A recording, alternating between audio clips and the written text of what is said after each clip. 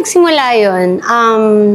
Yung start ng journey mo na naging negosyante ka? Nag-start talaga ako, ma-realize ko sa sarili ko na negosyante ako when actually hindi negosyante eh. I started seeing myself as a salesman kasi Okay. 2008 hanggang 2010 nag-mission ako sa church namin. So I'm a Latter-day Saint. So kung nakikita mo siguro yung mga naglalakad na mga naka-necktie, naka-name tag, yung mga Hejo, yung mga foreigners and Filipinos, I served like that for 2 years. So for that 2 years, wala kaming cellphone, walang TV, walang internet, just 100% really just doing the work of the Lord. And what we do that time is kumakatok kami sa mga pinto, tapos we talk to people, then alam mo yun yung pinoproblema ko, problema ng ibang tao.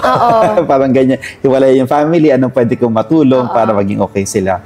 And then after that mission, I realized na, wait lang. When I was in a mission, I'm helping people to be convinced to follow Christ. Sabi ko, serious yun na. Diba?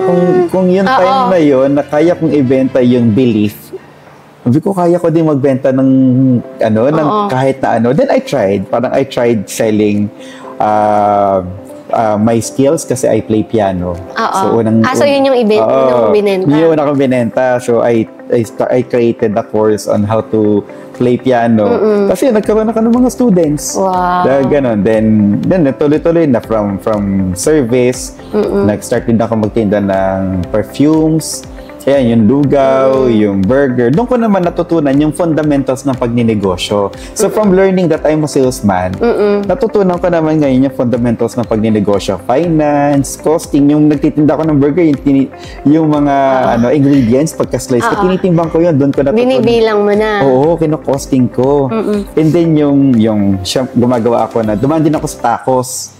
Yung nagtitinda ako ng tacos. So, yung beef, doon ko natutunan na kapag yung bumili ka pala ng 5 kilos na beef, pag niluto mo, hindi na siya 5 kilos. Lumiliit na. Gumagaan pa. Sabi ko, anong gagawin ko dito? So, that's how I learned the fundamentals in business.